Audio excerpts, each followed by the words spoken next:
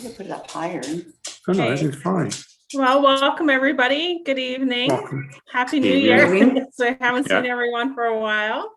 So welcome. Avery, did you want to kick off the meeting or do you want as chair? Yes, okay. So yes, thanks everyone for joining. And without further ado, I will let Lisa take it back. I think everyone knows each other, so I don't know if you need intros. Councillor Regan is joining us again this evening. Although he's officially not on our committee, he's observing and he very passionate about the things we do. So welcome, Daniel. Welcome. Welcome. So you have the agenda. I sent that to everybody. I just want to go over some things. I'm just going to, so the community improvement plan, we have a rough draft. We're kind of just working through it right now. And, oh, sorry, Kathy. Did we want to do the minutes first? Oh, I apologize. Sorry. Yes. We'll do, if I could ask for a motion to approve the minutes or if anyone has any comments or changes to it. I approve them. I approve. So I got Dan and Avery or okay. So community improvement plan. Like I said, we've been working on that for quite a few months now. We're getting ready to have an open house, probably mid to late March, which then we'll bring it out to the public. We'll have a virtual public meeting or open house, sorry. And then after that, it goes for revisions and then it'll go to council for a public meeting before final approval. I just want to show you guys some of the highlights of it so you kind of get an idea of kind of what we're talking about and kind of where we're going with the CIP. Here we go. So, okay, I just want to, like I said, highlight a couple of the themes that we're going with for grants and those sort of things. Bear with me here.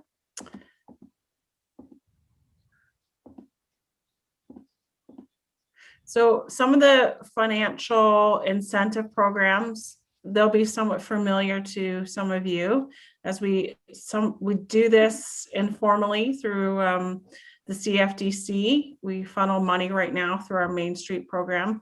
If this goes through in the final, this will allow us to actually fund the money ourselves to the businesses directly. So kind of looks the same. You'll have Lucan settlement. It'll be granting as well for the eligible areas. And there's construction costs and there's professional costs. So if you had to do some engineering for any of the work that you're doing, there's some subsidies available there. Like I said, this is all draft, so this may not end up there, but this is kind of what we're putting forth. Again, facade improvements are there. Street side improvements, signage, landscaping, artwork. So very familiar to some of the things we already do. Kind of the criteria will be very similar. We wanted to definitely not just work on, Main Street and the urban areas. So we're trying to figure out a way to include some of the rural opportunities. And it's a very similar kind of grants available. We got construction, planning fees, professional fees, some rebates there. Go down one. There's facade improvements again, signages. So that kind of will hit some of the areas beyond Main Street. If you want to think of something like murals and metal or those sort of things, are not necessarily in our core. But are maybe out in different areas or grant like off the main road, that sort of thing. So we want to make sure that those businesses also will be able to benefit. There's some conversion funding grants, an industrial stimulus program. So one thing about the CIP is that we'll have a bunch of these sort of programs, grants in it. It's not necessarily that we will do all of these each year.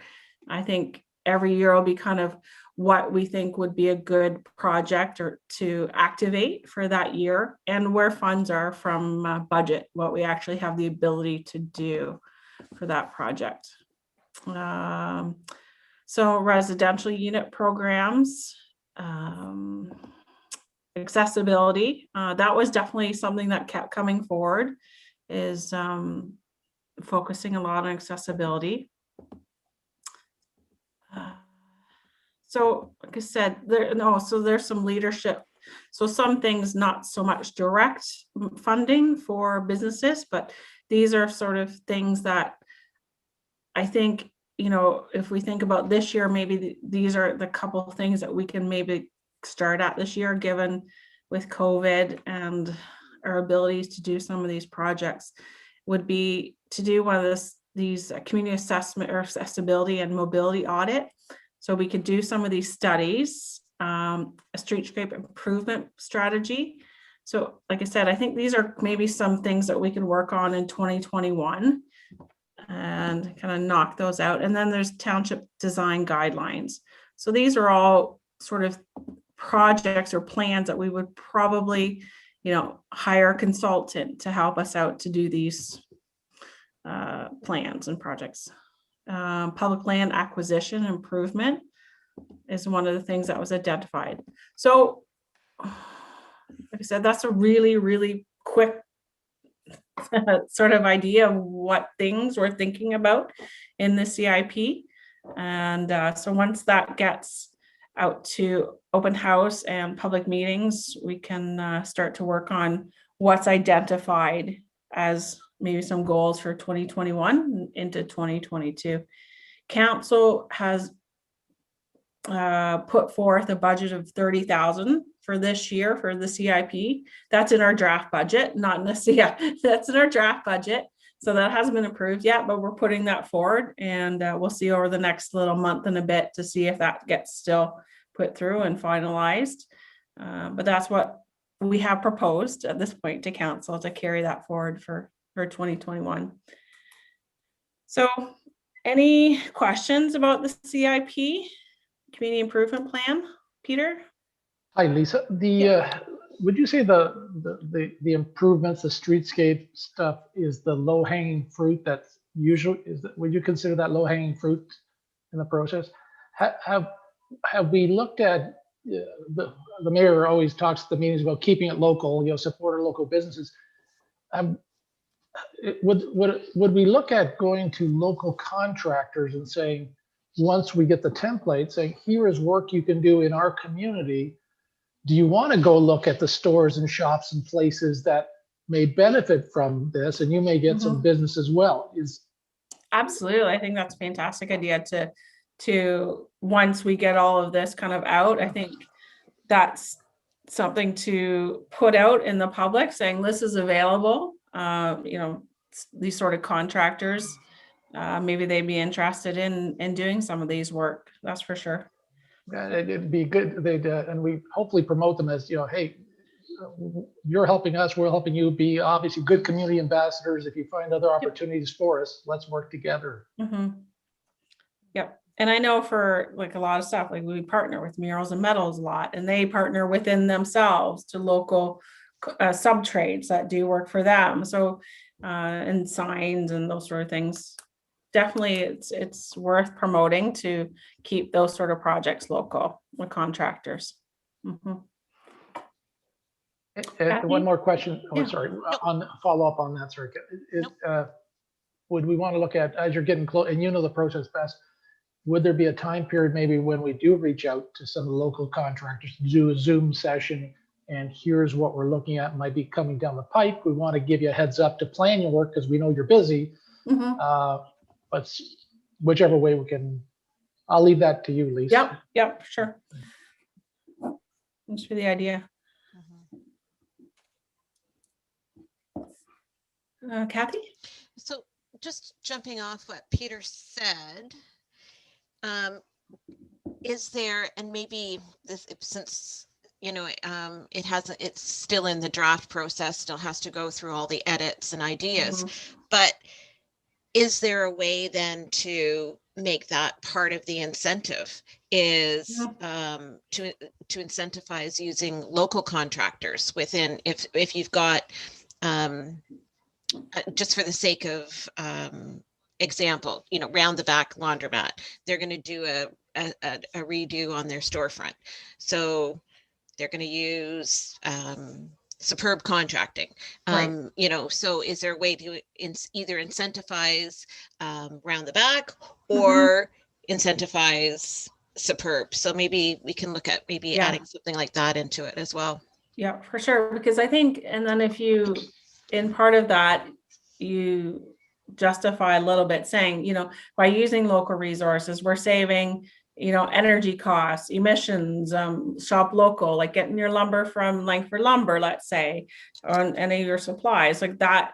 Those sort of local resources then has the environmental benefits as well, right? You're less gas, less trap, all those things. So I think I can definitely mention that to our planners that are working on this to kind of see if they can put something in there that maybe they're familiar with that type of wording already. Yeah. And to jump off, sorry, Kathy's there. Sorry, keep it's like those old jokes where we keep going to the next one kind of thing after we hear the last. So when you mentioned Langford Lumber, you know, would they support the program? If you buy your materials here, you also save 5% of purchases over so many dollars or 10% off. Are there other incentives that our retailers may wish to get involved with to promote their businesses? Yeah. Buy from here for the work you're doing in town, murals and metals and everything else. So again, just rolling off that. Yeah. Yeah, I like that idea. Okay.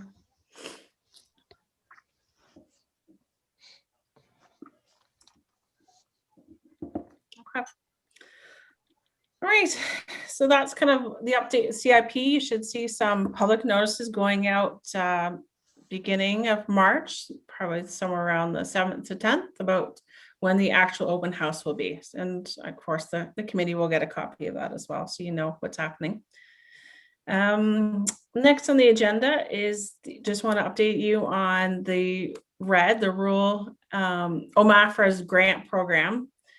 So I'm sorry, Ontario Ministry of Agriculture and Food and Rural Affairs. I apologize for the acronyms all the time. So they had a grant program last year, which we did the mural. We have our last part of it should be being placed in the next few weeks. It's a 8-foot giant shamrock to be placed at the community center. So that's part of last year's grant. We did submit for this year as well for two projects, again, some downtown beautification things and some lights and murals, artwork, that sort of thing. And then the other one is hopefully some sort of revitalization of Market Street Park. We're hoping to get some sort of funding to move the pavilion space to a better location, maybe have like a very small version of a band shell, just so we can host some events, some local events there. So we'll see. I mean, if we get those grants, we'll know. I just got an email from them this week saying they've assigned a person. I've already dealt with her before for OMAFRA to take our file. So hopefully she's likes our applications. So that's the red grants. Hey, Lisa. Yeah. Hey, on those our signs as we come into Lucan, our big Lucan signs, you know, that our town ones that we did. Yeah.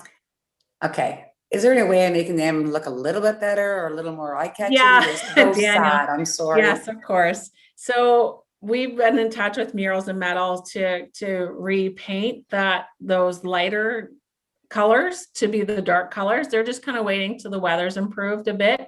Obviously they can't really apply the paint right now in this cold weather. So as soon as they reassure me, as soon as it gets nice enough, they're going to be out there and touching up that color. So now, what about the cardboard that's on the back of all those small roads that still have those old signs? Yeah, with the little square knots all on the back of them. it's like paper that hasn't been ripped off the back. Yeah, it's those ones we did from about what, 8 years ago, maybe, Debbie, like those Mhm, ones? Yeah, Yeah, Yeah, like they are, I mean, I drive into all these smaller towns and everything else, and I look at what we have and I kind of shrug my head. yeah. I mean, So Kathy, I know Kathy's like, what? What signs? So, you know, those signs we've done, so if you're coming in off of Saintsbury Sainsbury and the county, we did those signs. And so but the back of it looks like it's like, there's like a peel and stick from the opposite end. Yeah. Okay. So like the backing of it is kind of on there still. So I don't know if we can actually peel that off. Maybe we'll have a look to see. I know Debbie's brought that up before. See if we can actually kind of take that off, or at least, you know, we could like, paint them and say welcome or say or goodbye on the back of them. yeah, yeah, Something. because it does look like a peel Okay. thing Yeah. that's on there still. Yeah.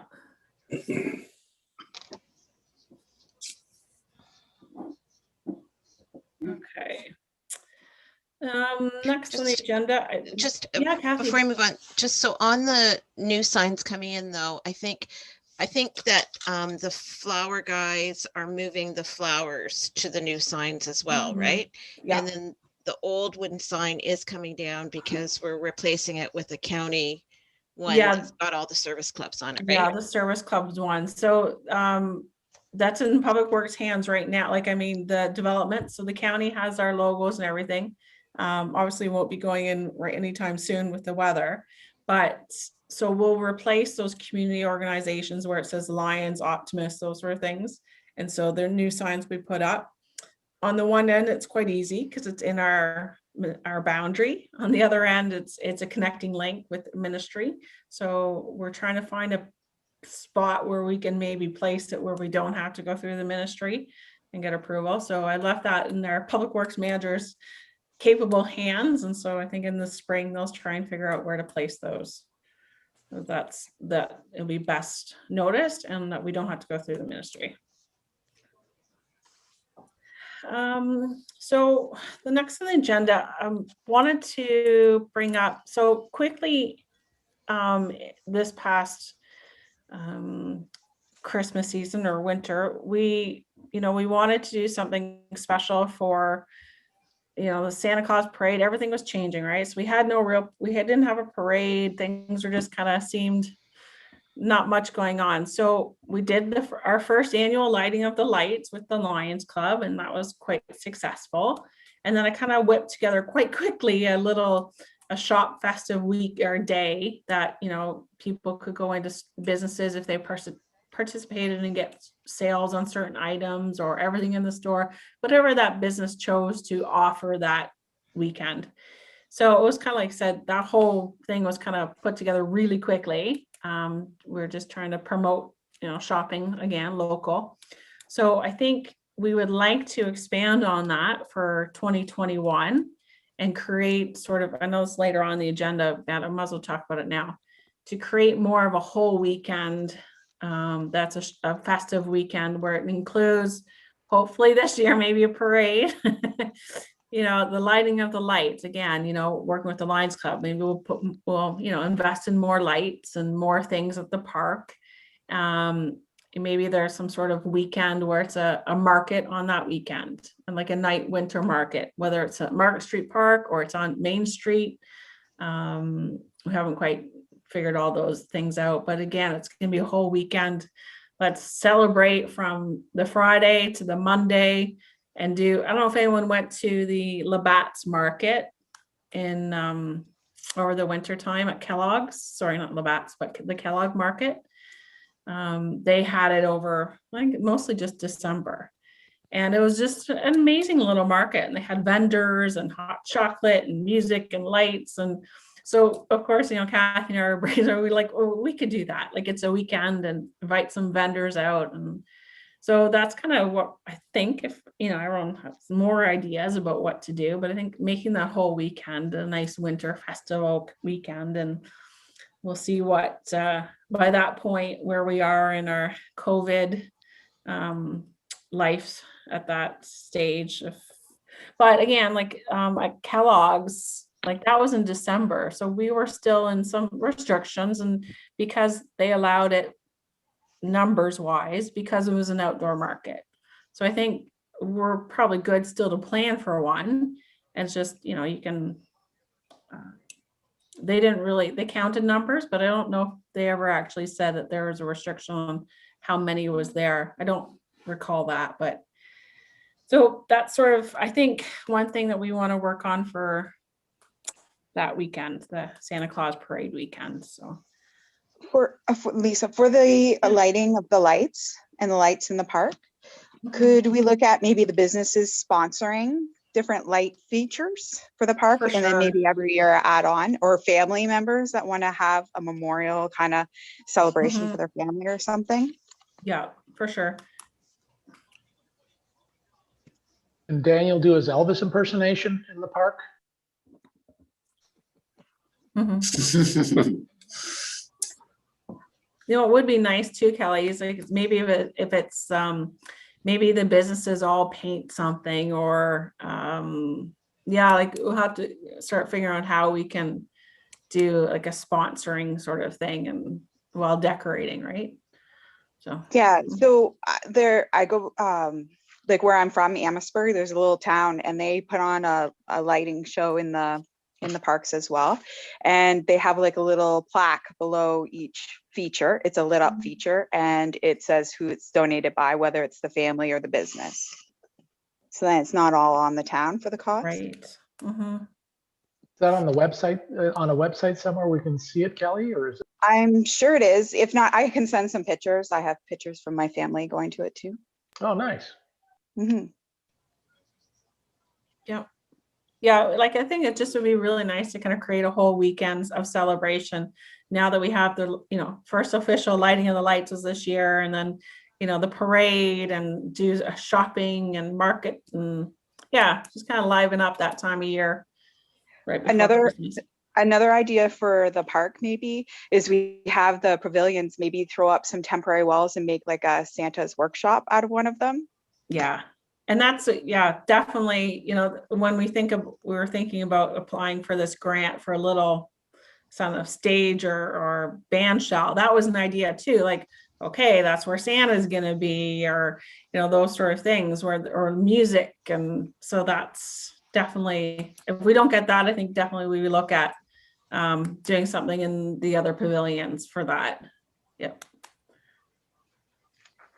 Mhm. All right. So that's something we will keep working on from, you know, summertime on, and try and organize a nice fun weekend. Next on the agenda, and hopefully everyone saw the Discover Lucan Biddulph kind of shop local little video we did a couple weeks ago. I guess it probably is now.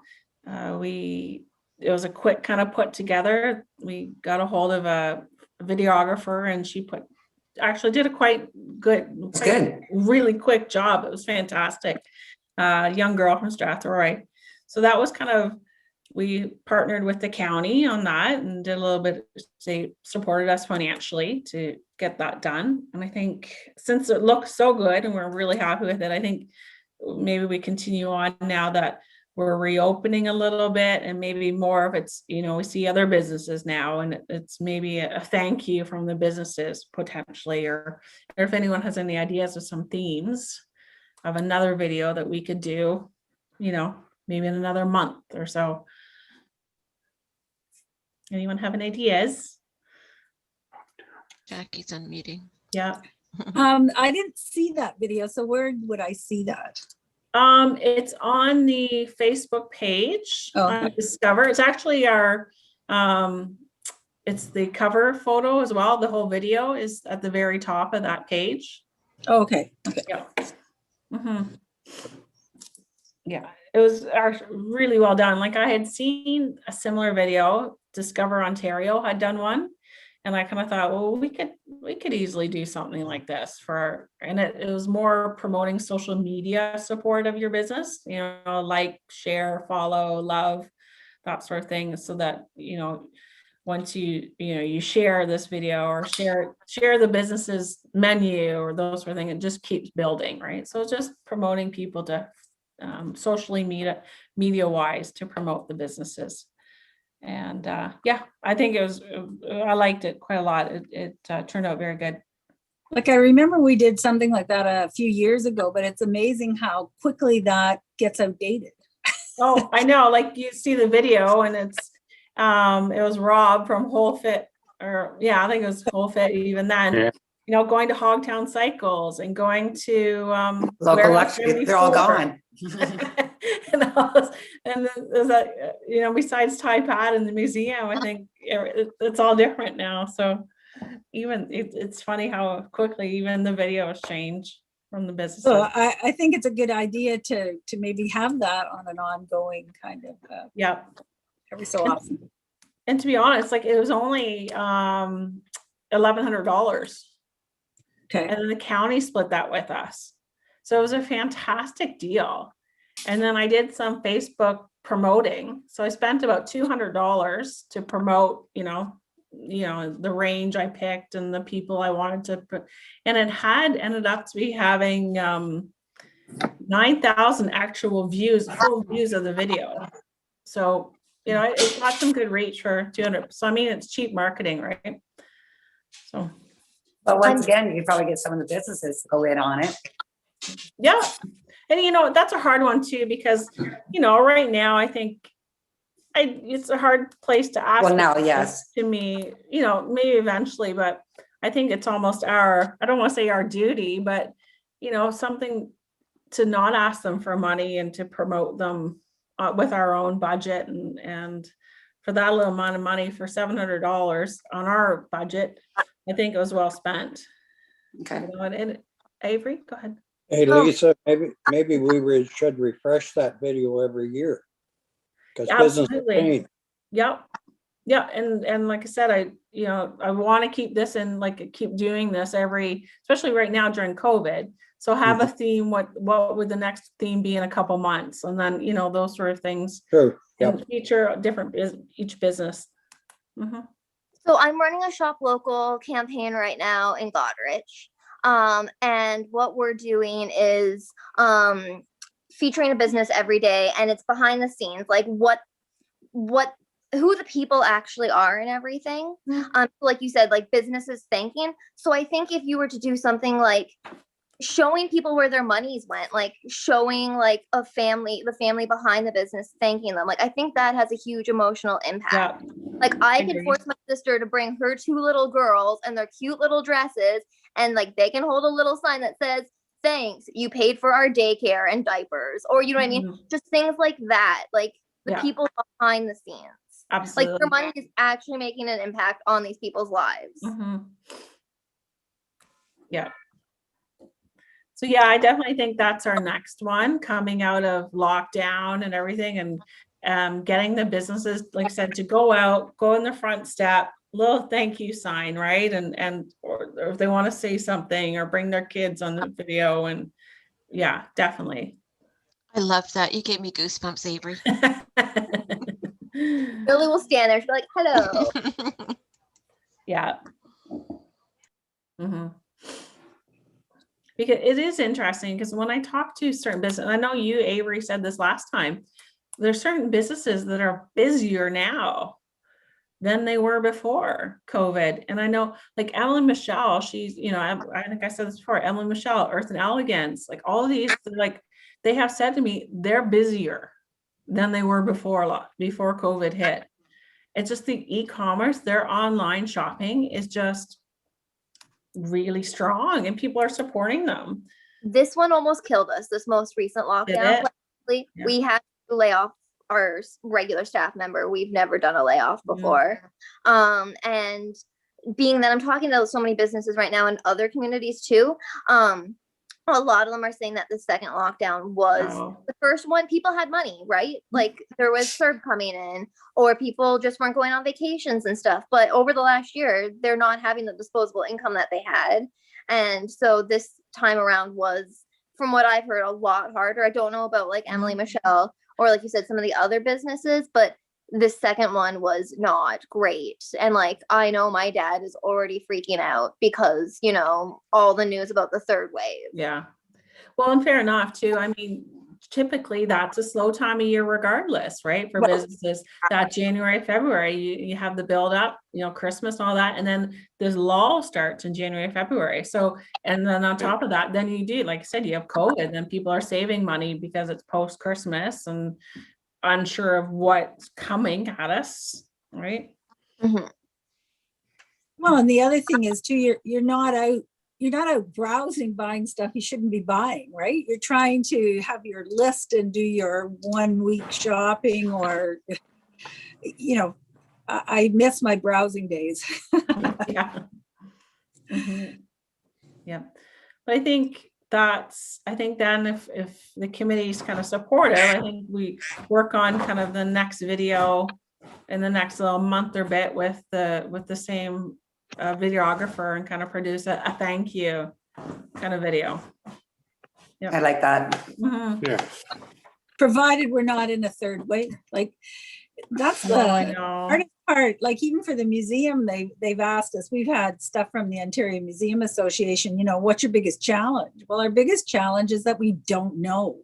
Yeah. It's not like, you know, in 6 months, this will be over and life will go on. You don't know. So like you say, they're talking about a third wave. Is it going to happen? Isn't it going to happen?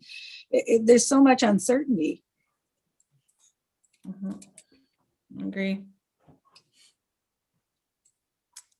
Okay, Okay. a couple of thoughts. I'm jumping around a bit, but some of the comments that were made throw me back to the other piece about sometimes the issues, questions people have about fixing up their stores or doing something to their stores is not knowing what to do and what could add the most impact at a low cost. So if there's some kind of people in the community that do decorating consulting, that could be part of the, hey, here's how your store should look, and here's the next store. If you want to do something with low impact, but low dollar cost, but maximum look. It's kind of like one of those shows. I don't watch them on TV, but they come in and tear apart a house, and for $5, they make it look like $1 million. Right. So that sort of thing. And the only other thought I had about, I stay up at night sometimes, and this museum thought came. It might be a little out there, but with social distancing, and I don't know if you could make much revenue, but could you do a wagon ride, doing the tour? Family comes out, do a wagon horses, take them down the Roman line by the church, do something that a tourism thing that keeps people separated, but comes by, and you're bringing people, if there's no lockdown. Look at what Lucan's doing, wagon rides by the Donnelly Museum, by the church, by the cemetery, by what, I don't know, I'm just trying to think of something where people get out with their families on a winter's day. Let's drive out to Lucan. We're a family, so we're okay to be together. I don't know what you could sell it for. The big thing with that is insurance. Like last year, Thomas, our museum supervisor, he actually walked from the Cedar Swamp Schoolhouse to the Donnelly Homestead in the winter with his girlfriend behind him with the car lights. And he had kind of started to promote that. And he had all kinds of people that wanted to walk with him. And all of a sudden, like, we just had to shut it down because you had to get the OPP involved, and you had to get insurance was an issue, and there became all these legal issues. And so he ended up just walking by himself. But I mean, like, it could have been a fun thing to do, but politics and legalities get in the way. So yeah, no, and I don't know if there was a mid-range between risk and fun, in between, if we can find something that works and brings people out and attracts attention to our community. But anyway, just a thought. Well, how do the towns that have like wineries and stuff that they're biking to the different wineries, like a bike tour or something? I don't know how that would be different than the insurances for the museum. I'm not sure if the town takes that on, or like if you go to the small towns that have all the wineries, like Niagara on the Lake, or there's some down in the Essex, Windsor, Essex as well, Prince Edward County. I'm not sure. I don't know, and this was kind of, it wasn't planning for months. It was a few weeks planning or something like that, but it ended up being that we were going to have the OPP involved and stuff, maybe because it's on a major highway. I don't know. Okay. That's right. I threw things a little aside, so I apologize. Do we know if like any story, like not that this would bring in too many people, but for the town people to do, if there was early on or anyone, if they were planning on doing another story time trail? Go ahead, Kathy. Yeah. So the library did, as Avery said, just to bring everybody up to speed, they did a story time trail in various parks across the county. And so they did one in the Granton Park, and they did one around the stormwater management pond in Ridge Crossing in our community. And I have to say, out of all the storytime walks across the county, the ones in Lucan and Granton were the most successful. So I know that the library system is trying to figure out how to do it on a more permanent basis, so that there would be permanent fixtures and then we just swap out the pages and that sort of thing. It may not be something that continues throughout the whole county, but I know that they would like to do something again in Lucan and Granton, because it was the most successful across the county. So look for more information on that. Because Morrison has the permanent ones, right? And like that is a feature of why people go and hike in Morrison. Yeah, exactly. Yeah.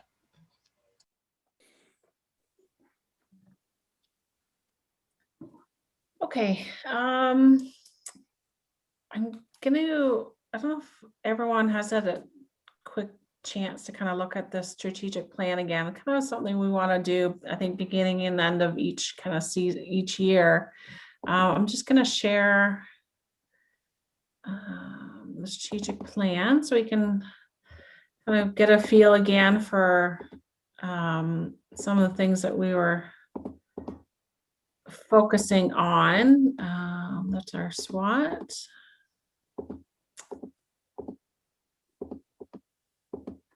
Oh, sorry. But there's our action planning. So again, this is some of the things that we talked about for community engagement. We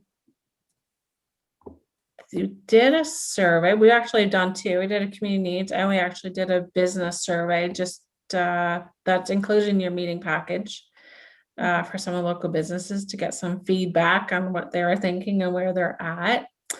Welcome package, we still have to get done that. Events, interesting for 2020 was there weren't any, and 2021 we'll see.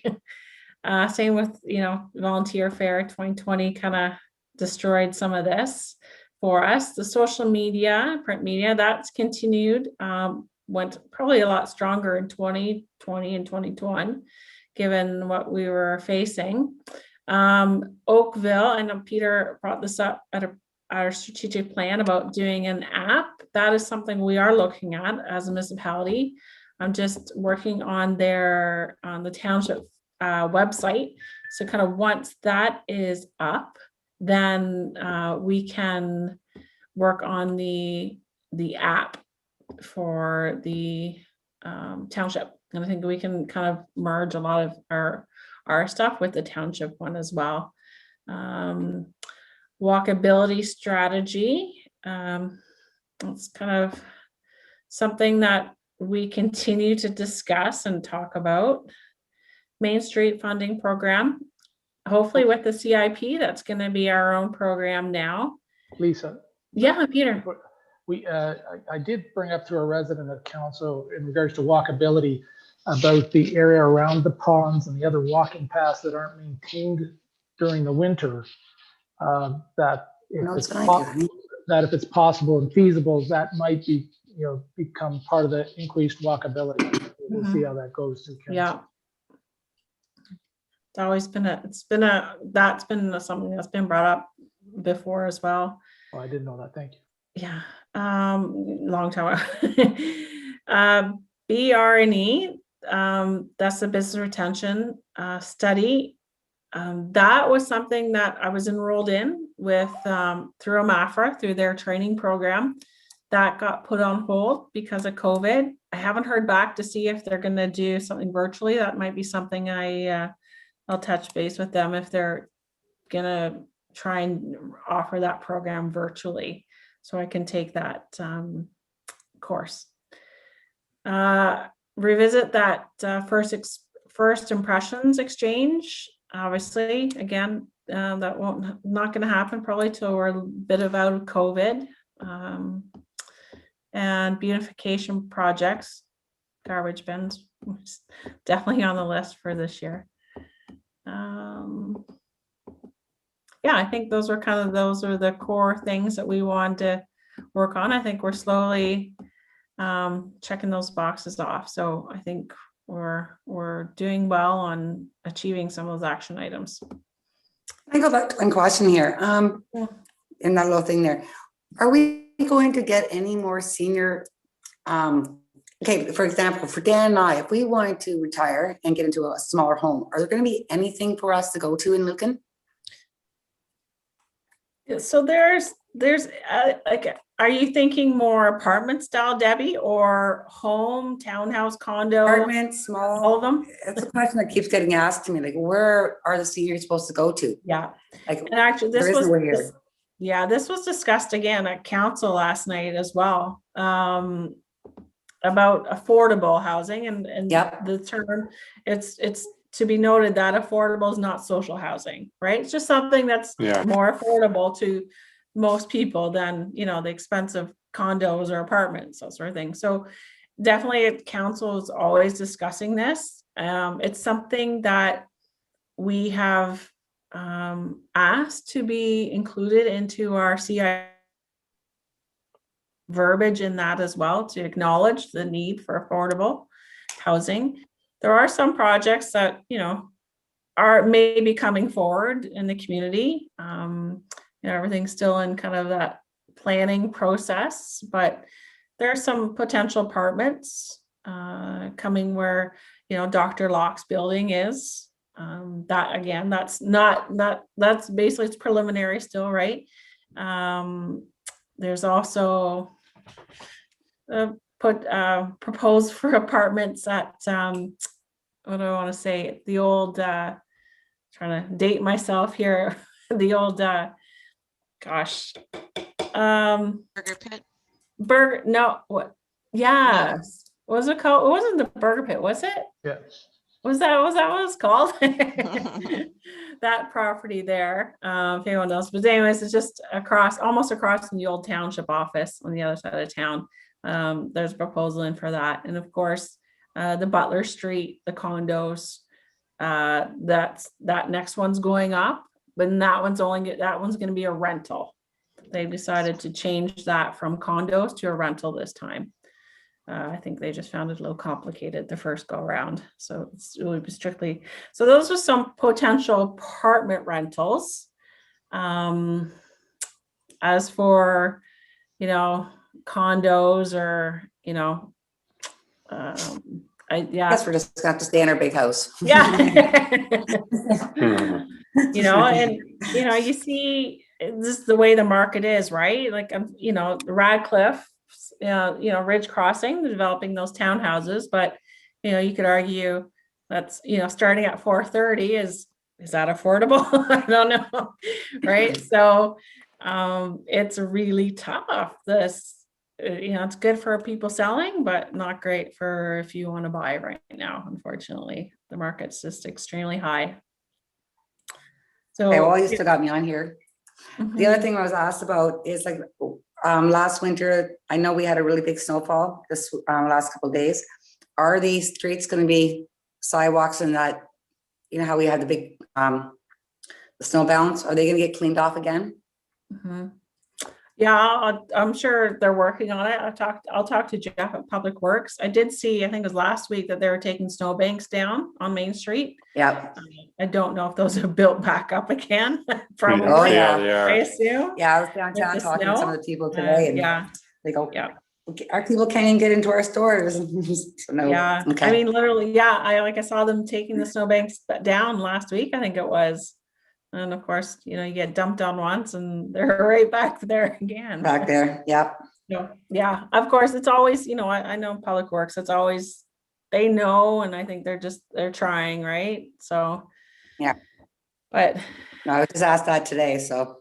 yeah, and are you talking all Live, Luke and Debbie, or are you more focused on Main Street? Main Street. Because when the people came, I mean, they were all There was no excited yesterday. parking. They couldn't park Yeah. there. They had nowhere to park the cars. They couldn't get out of their cars if they had more than 2 people. And they're going, like, we just got our business open and then we got this big, huge snowbank again. Yeah. Mhm. So no. Okay, I will mention it to Jeff Little, our Public Works Manager, again. But do those items would they come brought up at council? Both Dan, Kathy and I are here. So were those items, Kathy, we just bring those points to the next council meeting? So that. Sure.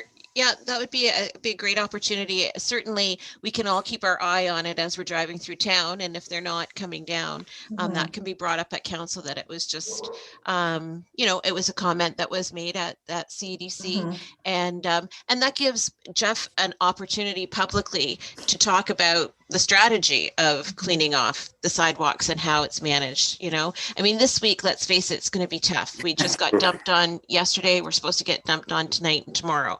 So unfortunately, people have to be patient, and that's hard, I know, especially with everybody opening. But, next week, again, it's supposed to be 0 degrees. So hopefully that will help, and we'll give them a little bit of a reprieve. But that's a great idea, Peter, is to bring that up at the next council meeting. For the strategic plan, it seems very that's almost overwhelming. There's so many things going on with that. Is there a way that we can break that down into like a 1-year, 2-year, 5-year plan so that it's more focused with that and we know what we're focusing on for the year? Yeah, and in that strategic plan, there's years put with the action items, and generally most of it was 2020 to 2022. So I said a lot of it really got shifted because of COVID. So I think definitely maybe I'll revisit that and kind of see where we can put timelines a little differently now. Yeah. Kathy? Just on that, I'm just gonna make that note. It's funny how when you look at that strategic plan and you mentioned it, Lisa, about how everything, and this might lead into the next section, but how everything was focused on bringing people to us and, getting people from outside in, and how that literally has changed in 1 year, about not being able to necessarily be as aggressive about inviting people into your community, and how that could, I think we can pivot within that strategic plan quite easily, but how one event can change the dynamics of a document like that. Absolutely. Like you said, we had so much, all these plans to, really start promoting and events and all these things, and we really couldn't do really too much of anything. So again, then you refocus. Okay, if I can't do that, so how can then we virtually support our businesses and invite people to, to virtually know about our community, all these things. So definitely changed our focus. So given all of that, would love to have a discussion on some stuff for 2021, and some things that maybe you have seen somewhere else, or ideas that we can work on for 2021 that, I haven't thought of, or that we haven't done before. I kind of listed some things that, we've already done, or that we're still going to work on this year. Hopefully with COVID will allow us some sort of social abilities, whether it's, smaller gatherings outside, that we can maybe do little things. we had a meeting, Kathy and I met with Jackie and Sheila last week to talk about the museum. We were happy to hear that they are planning on opening as long as COVID allows for it. Yeah. And that, while we were talking with them, we had some ideas about, how can we, since it is really could be a summer of stay local, stay within even maybe your health unit, all of these things. It's like, how can then we focus on our town and our residents and encourage them to discover Lucan Biddulph, like discover your own town. And so the idea was maybe we create some sort of almost like a passport or a discount on things. So if they go to the museum, if you're a resident of Lucan Biddulph and you go to the museum, you show your ID, you get $1 off of the admission price. And the EDC would work with the businesses to kind of support that,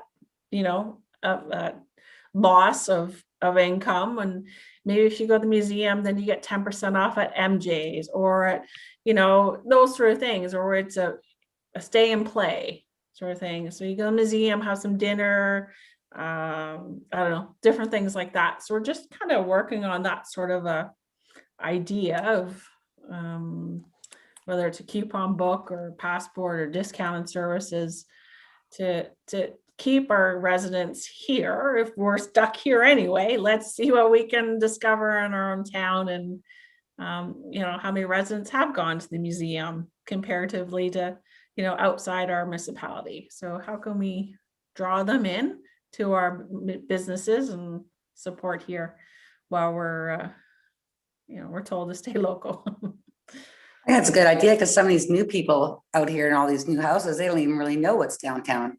Mm-hmm. So that would be a incentive. Yeah, and get the buy-in from the businesses. Of course, that's the big part, right? Is to get to the businesses, get the buy-in, saying, are you willing to participate in this? And we can help, supplement if there are some things. But I think there are some businesses that are quite open to saying, yeah, absolutely, we'll be in it. We'll give 10% off if it's someone from Lucan Biddulph coming in, or most things. I think corporately, obviously there's probably going to be issues with food land and those sort of things. But I think it's small business, and again, maybe if they play go on the fact too that Lucan is safer to stay than going to London or Toronto or. Yeah. Mm-hmm. I mean, that's, Exactly. Yep. We don't have very many cases in Lucan. No. Yep. Definitely create a stay and play, right? Like you go to the museum, then you can go to MJ's, or you can go to Taipat, or you can go to Lucan Architectural, you can go to Emily Michelle's and kind of create a day of it. Even writing some itineraries, just like an itinerary focused on families, an itinerary for the foodies, just having so helpful. Yep. Yeah. And then, again, is there something, with those sort of things, or are there little promotions within that? Even if you've shopped, local 10 times in a month, you can, participate in a draw, like those sort of things, right? Like that's a good one. That's a really good one. Everybody likes to have their name put Oh, in absolutely. a draw and get a prize. We all like prizes. They do. Yeah. I think we should have Kathy bucks. So when... with the mayor's face on them. That's right. With antlers. Eastport did a really interesting one when their main street was closed this past year, where you kept your receipts, and every month you would from your local businesses, you would input them. They had a mailbox on Main Street. You'd put your name on them.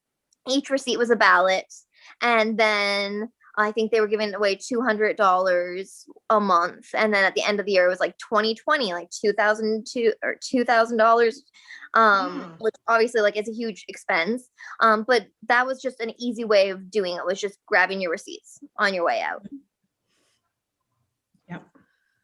Can you kind of add to that and kind of do like for those of us that lose receipts, kind of do an image and a text or an email to the provider?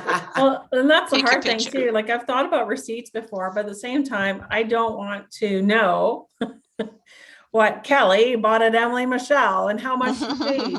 So Yeah, right. how do you then? Each place, keeping Yeah. track of it themselves. Like I had Kathy visit the museum, so I can keep track of it, Mhm. each sort of business.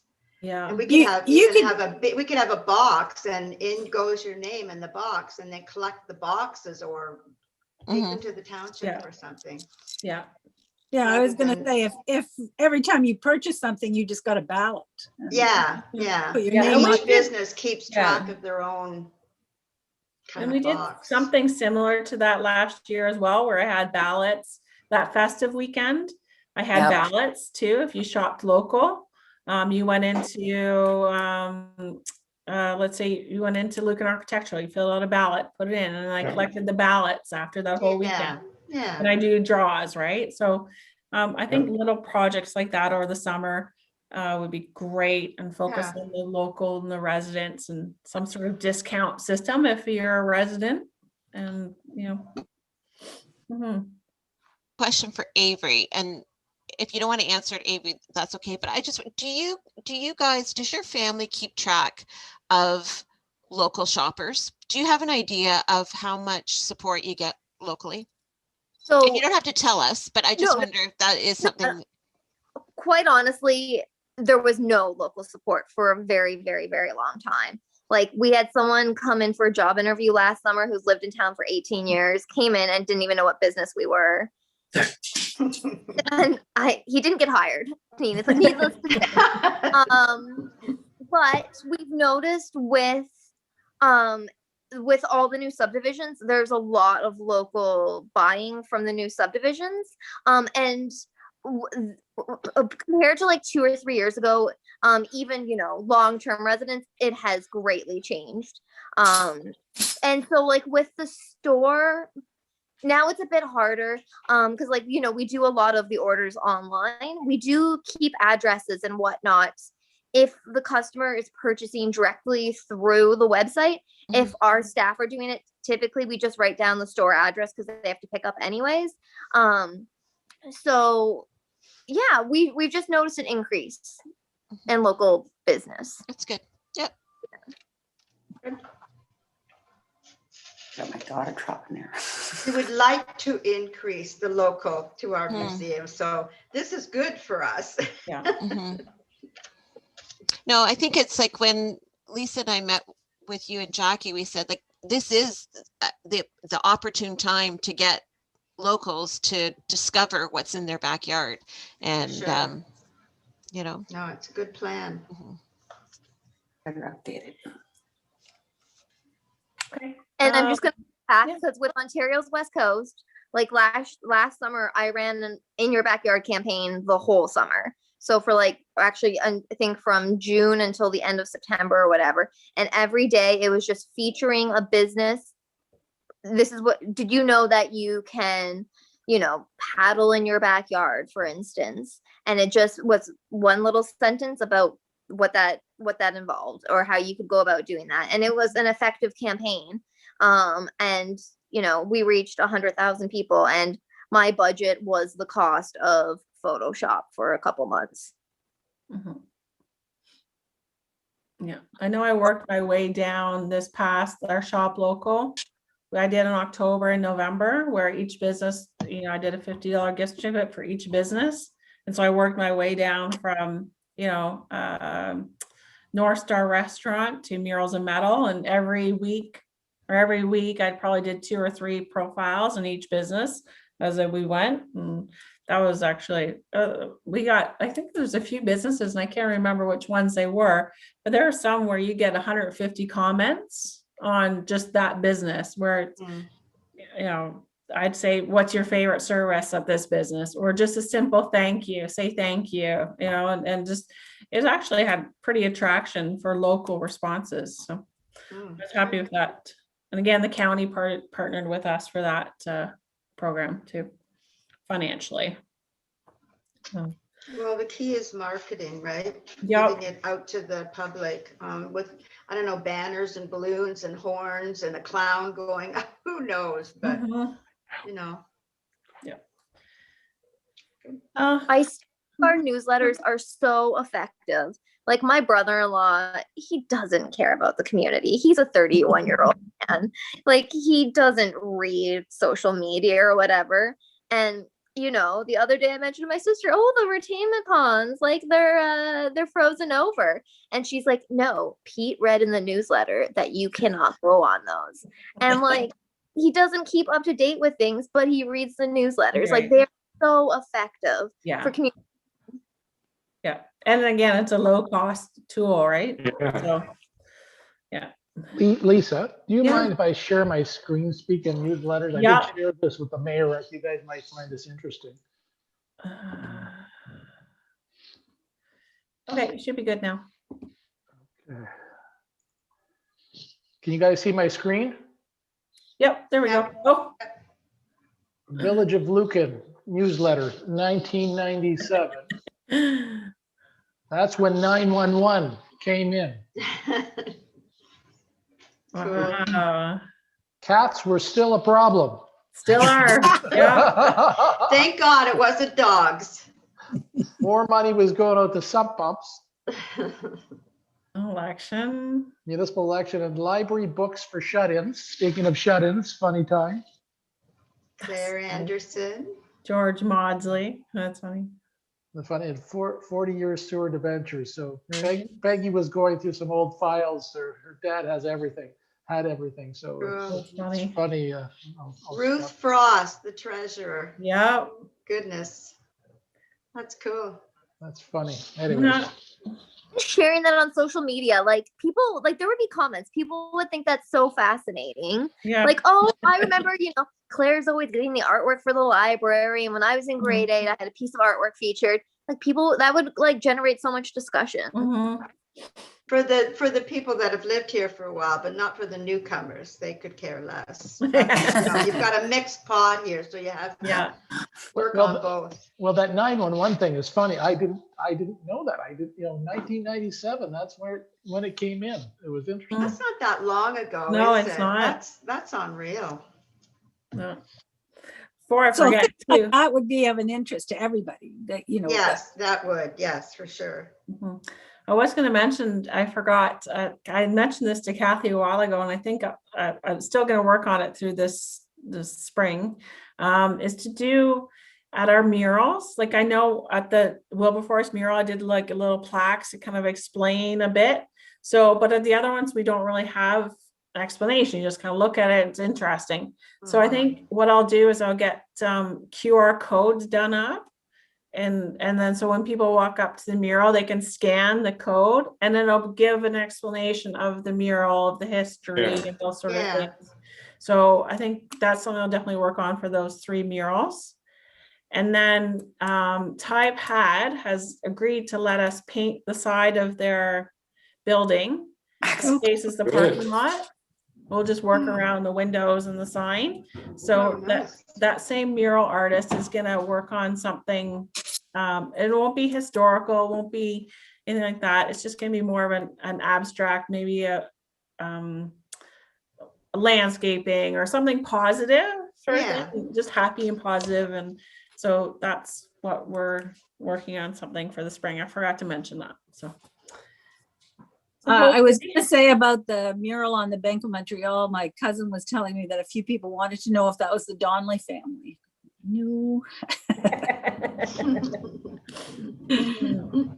Yeah. Okay, so definitely, do some of those promotion campaigns again. I know those are always popular, so I'll work on those this spring, along with partnering with our businesses to kind of get some of those together.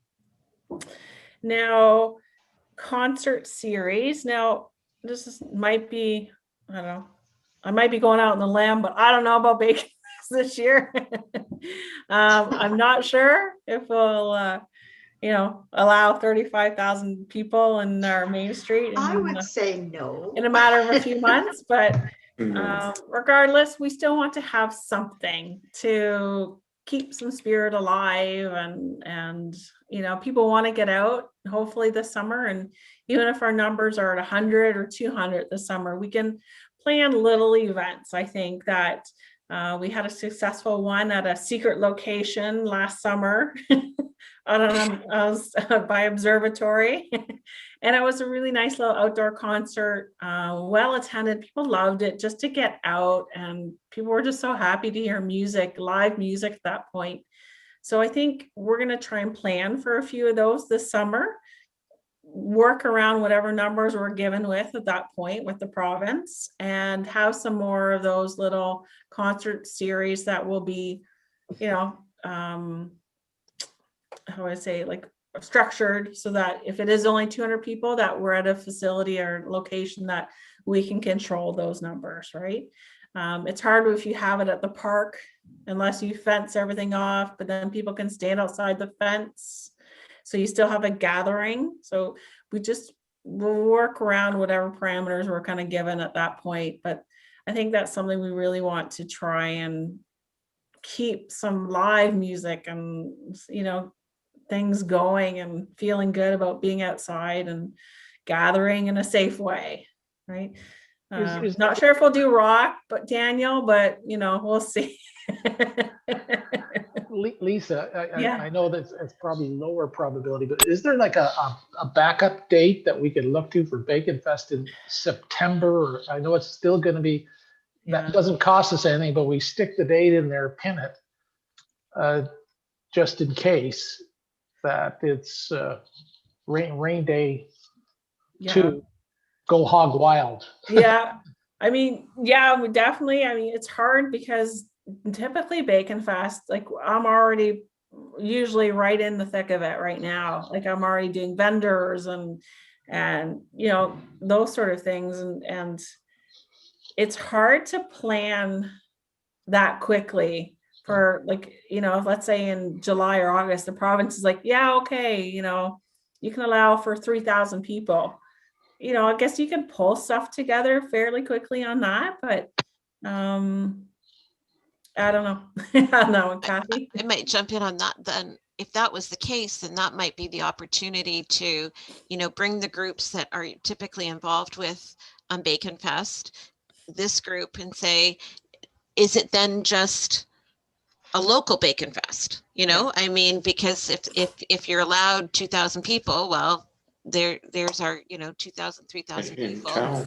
It would just be kind of, it could be a town reopening. So I don't think, like, you never want to completely shelve something, right? You know, and I think we should be, if this past year has taught us anything, it's taught us that we have to move, we have to change, and we have to adapt. And so if that means, to Peter's point, if, you know, we do a smaller little piglet version in September, then, you know, I think we should just be open to kind of what we can do when we can do it.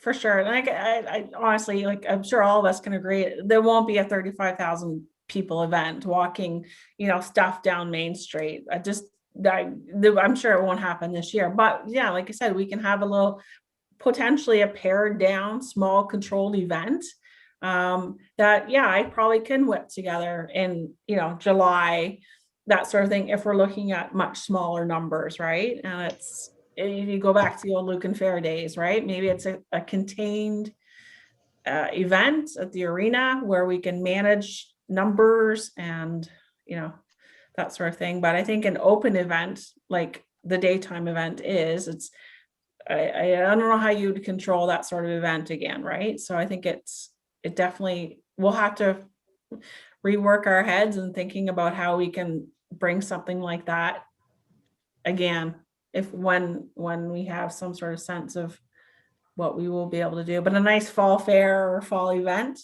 would be a nice thing to have to kind of celebrate, you know, seeing each other again. Has there been any discussion on virtual bacon? So of the people that can't come to the community, again, just thinking aloud, and I know some events I don't know how successful the initial ones, I think, that have gone virtual for events were successful, but I don't know, as COVID's gone longer, if any of those events have done that well. I don't know, it wasn't a virtual event, but I don't know if you guys heard out west about that continuous hockey that beat the Guinness Book of World Records for cancer was it 1.8 million they raised or something phenomenal. But to keep connected with our kind of like our bacon festers, our community that come and support Lucan, if there's anything that we can do, even the concert piece. Yeah. That we can say, are you getting hungry for bacon again? Here it is virtually. And maybe in their communities, we can support them to help them support their local communities by dining out at their local place where they're buying bacon or celebrating it. Something.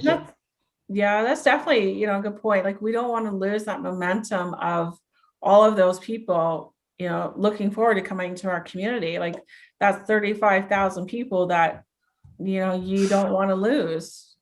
So how can we keep them engaged so that potentially in 2022, we have them back, we have them coming to an event, that sort of thing. Definitely a good point. I've had to think about that, how we can keep the momentum through to next year, hopefully. Yeah, I'm sorry, I'm throwing a few things. No, I know, that's a good not for point. answers. But. Yeah. Actually, it's funny that virtual bacon, that's, and of course, this is a, pivoting to Bacon Fest, but you could see partnering with the Ontario pork producers, right? Yeah. And then so that they could say, if you're visiting Bacon Fest from your home, you can buy your pork products, even though you live in Harrietsville, right? Or if you live in Gravenhurst, that sort of thing. It's very. Well, you could always do like some sort of like virtual dishes, have a little somewhat competition where people, cook up something and then submit their recipes or a video of them cooking something and, do something like that, right?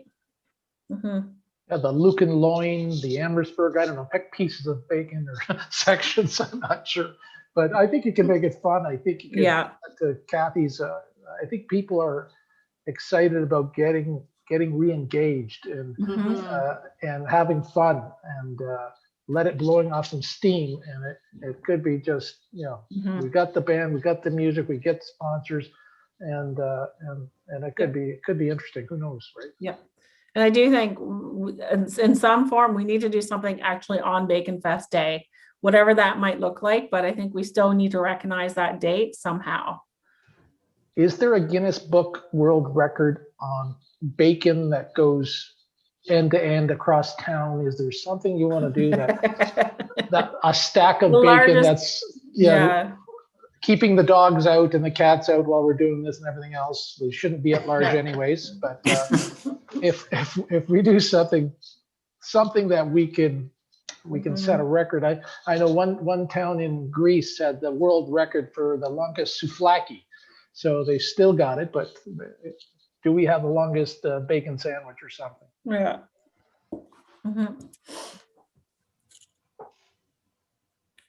Perfect. Okay. Another project we didn't get to do last summer, but maybe this summer we might be able to in some form. I know that other communities had done them. Is their outdoor movie nights that we had at Market Street Park. And I know some communities kept doing them, but they did it on a registration basis. So if you're online, you'd register online that you were going to attend it. And then it's restricted to whatever the outdoor, restrictions are at that time. Again, we can't control the numbers on that, but it was like, we never had an extreme amount of people coming to begin with. Like, I think maybe one time we had like 80 people. So I don't know if that's something we want to try to do again this summer. I know people really quite like them. And sorry, Kathy or Lisa, how many people did you have? I think, we did it 80? like about 80 people come sit in the park and watch the movie. That's good. Yeah.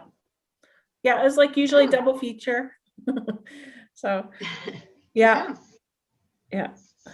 And it's not expensive, a little project to do. And I think it's just a cute little fun community engagement piece, right? Yeah, I think that's. I don't know what I was watching, but they had and it had to be social distancing, but they had like circles. So you had to sit in your Mhm. circle. So the circles were so far apart. Exactly. And like I So- said, whatever, at that point, we schedule them, and whatever restrictions we're under at that point, we just work around it, right? Like if it is, only Yeah, 50 people yeah. outside, then you restrict it, and then you figure out a Yeah. way and do online registration. And What about doing theme ones, like theme movie nights, so that Yeah. they come dressed in that theme for the movie, or even like one that's like a knitting, so that everyone knits before they watch a movie, That's awesome. or like something like that. Well, that lets Yeah. me out. I like the That's cute. theme night. That's cool. Yeah. How Come on, about, you're a grandma. You're supposed to be teaching knitting to all those grandchildren and great grandchildren. how about Daniel Regan could take part of this as an actor, Donnelly's in the Park. So and people could come with their cars. They could have the sound. It could be actors, could be students from Fanshawe Drama Club or whatever. They do scenes of maybe of the Donnellys, and you have scene 1 from 11 to 12. You come back later, whatever the case is.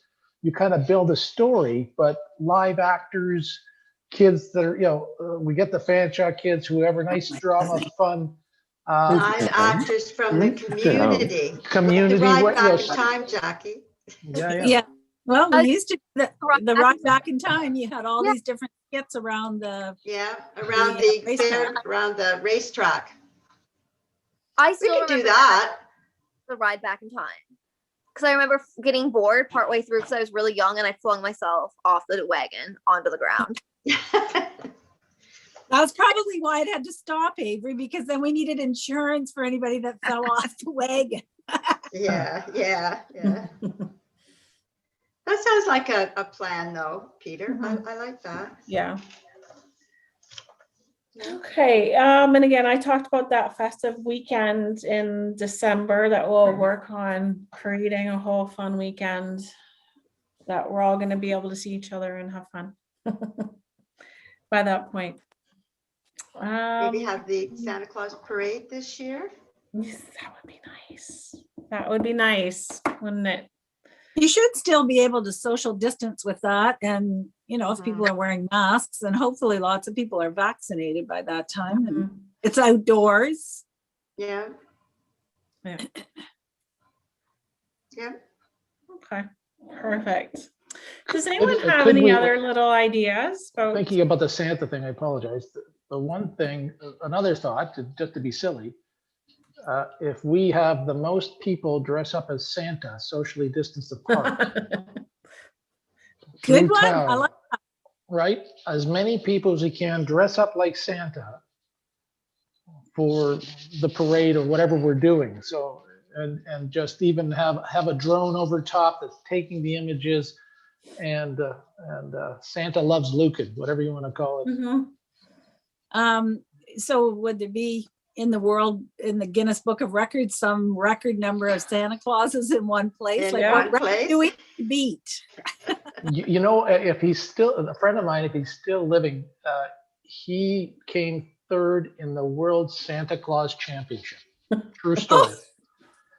Carmen Lamb out of Sarnia, and he would dress up like Santa for the hospitals and so on for a long period of time. Then he got a call one day from the US. They were looking for somebody else to compete. He had to go over to Europe. They paid for his trip. He went there and he had to do certain things to win the Santa competition. He came 3rd in the world. So, Wow. Wow. if I could find out more about that and what they did, maybe we could add that to the competition. Who's the best Santa? Maybe the most Santa's holding bacon.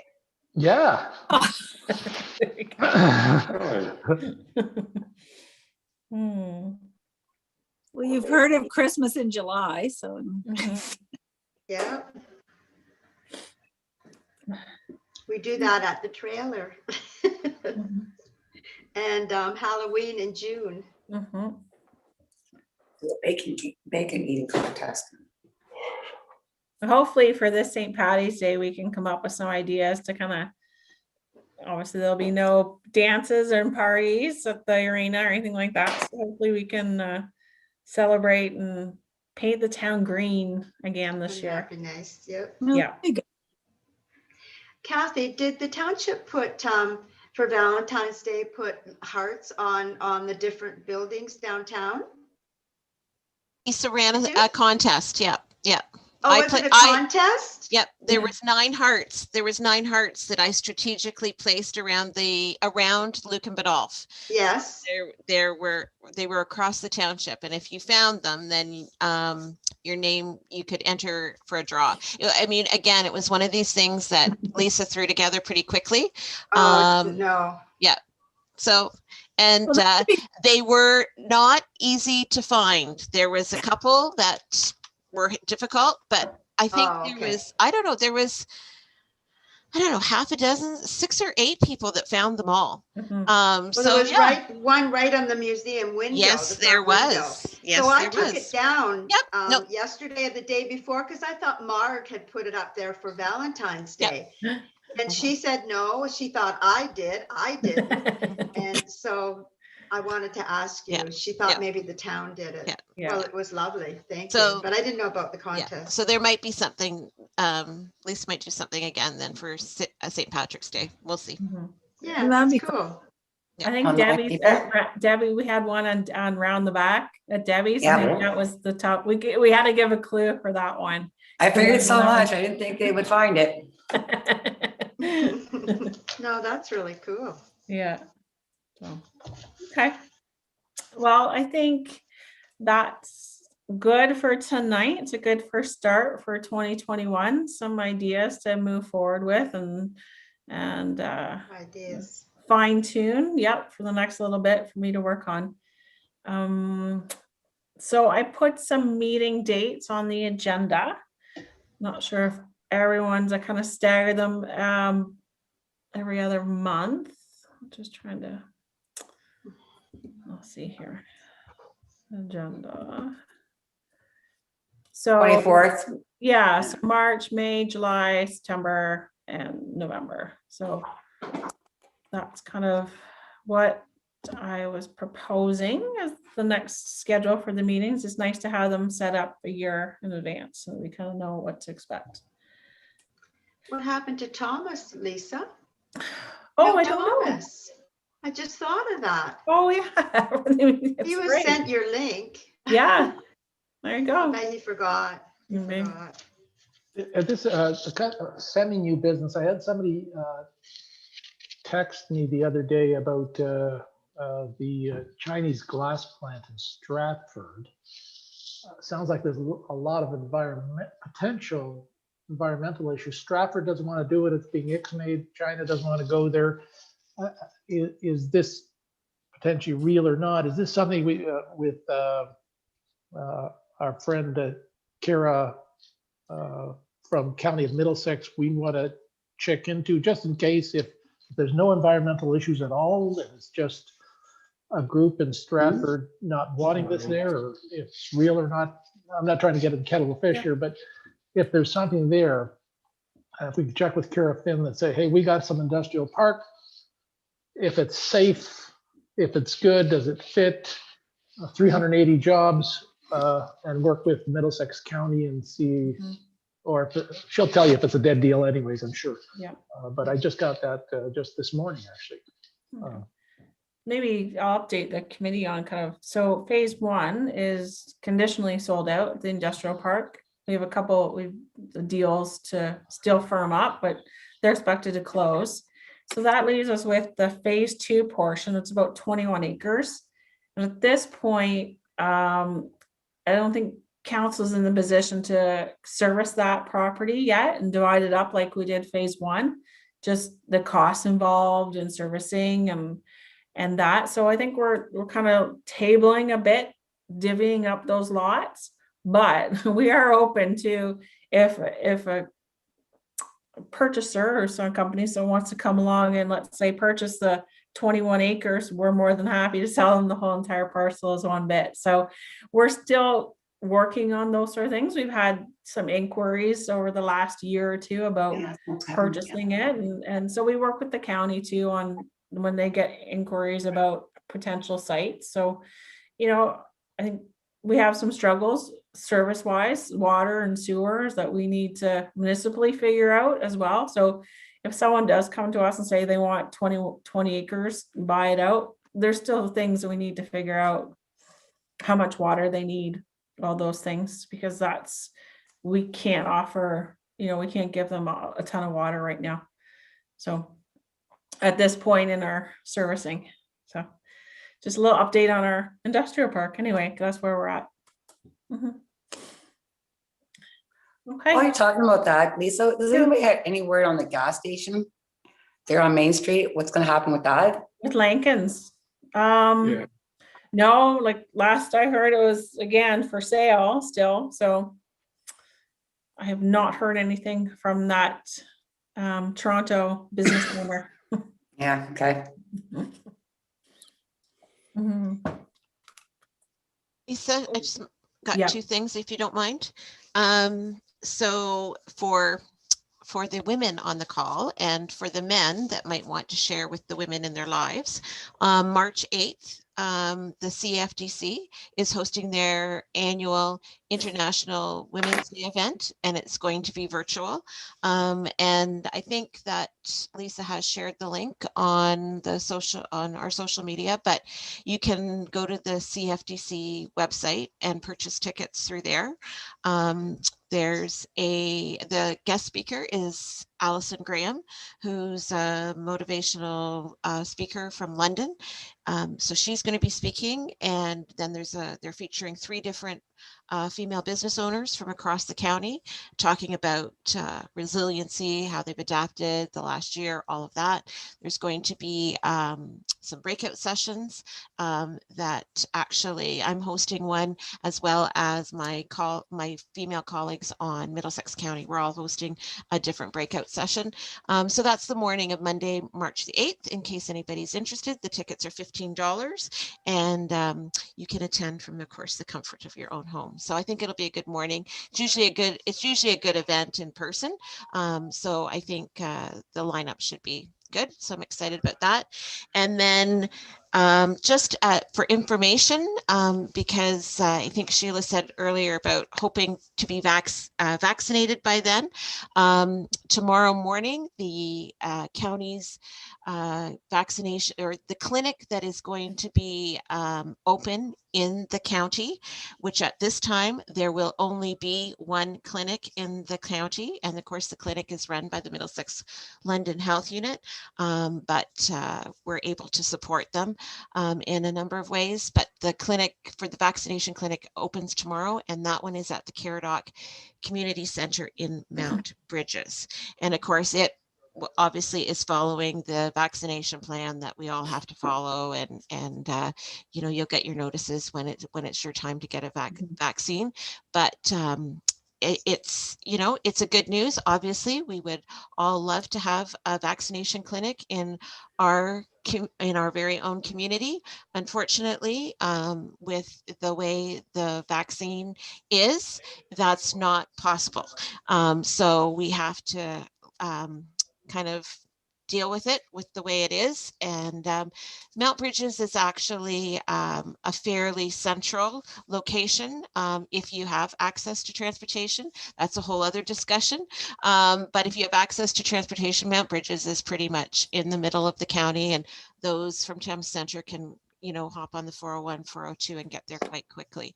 And I think what you're going to find is as vaccines become more readily available, when we get to that point where they become available to the general populace, I think you'll see communities working on transportation plans to try and get those that don't have access to transportation to the clinic. And then, of course, I know that there's already still discussions going on with the health unit and Middlesex London Paramedic Services to maybe do like a traveling clinic.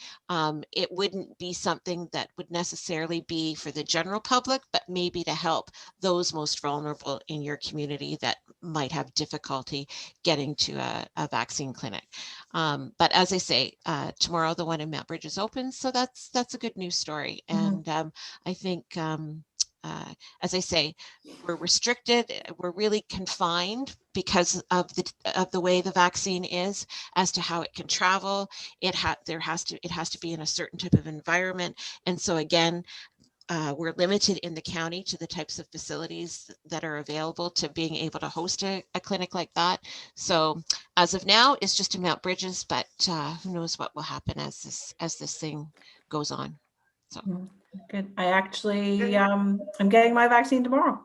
oh, as a caregiver, yeah. Yeah, I am. Good. So I was surprised because I didn't realize Mount Bridges would be open. I had the option to go there tomorrow or to Western Fair. So yeah, You could have been the first one. So you could have been the. And I was surprised actually when I went on. Maybe book up fast, but I went on. They actually had appointments even today. I got notice I could go, so I registered, and there was appointments today even. So I was surprised. I just thought it would be next week one appointment available, but it's really nice to see that I had a range of options to go all day tomorrow from like 9 a.m. to 4 p.m. So it feels good. I mean, my mom gets her last one tomorrow, so it's nice to feel that we're getting there. Yeah, that's good. Like, were you contacted? Like, did they contacted you first? So because my mom's in a retirement home, yeah. So the health unit contacted the retirement home to then let the caregivers know there's a password and you have to put in these codes, and the retirement has a code, and then there's another code, and you're sworn to secrecy to never give the code out. And then you go online and you get your cool. appointment. That's good. Yeah. Good, you don't think it's ever going to come, but I know, it feels good. Well, we got 500,000 vaccines from China, so that's good. Yeah. Does this mean you can give out free hugs again, Lisa? Yeah. She might be bald, maybe because of the vaccine. You have to wear your mask for 2 months or something after still. I think regardless, even when I do get it and then I go for the second shot, I think no matter what, obviously you still are told to wear your mask. I think I will still wear my mask until the government says you don't have to wear your mask, because I'm not going to show up somewhere without a mask and get berated with somebody. Even with the vaccine, you could still get COVID really mild. So you'd be like an asymptomatic person. So you could still pass it on to somebody. So it's I think they're still worried about the transmission. Yeah, but it's only some of them. I may not get sick. Yeah, yeah. It's better than what we have, which is nothing. Yeah. So, I think we'll be wearing masks for a long time. Oh, for a long time. Well, the vaccine, some are 90%, some are 85%, so they're not 100%. But maybe there's a new attitude too, because look at the flu. Like they're saying there's no flu in London, Middlesex. No, I know. It's amazing. There isn't. No flu, because we've isolated. Yeah. And a mask. Anyway, that's good. Good for you, Lisa. Okay. Yeah. Hopefully, fingers crossed, it's the Pfizer one. So I don't think will have side effects from Pfizer. So, it's not the Russian. It's not the Russian one. It's the Sputnik you're getting. Yeah. All right. Well, thank you, everyone. And we'll touch base again later in March. Okay. Thank you. Thank you. Thank you. Thank you. Bye. Bye.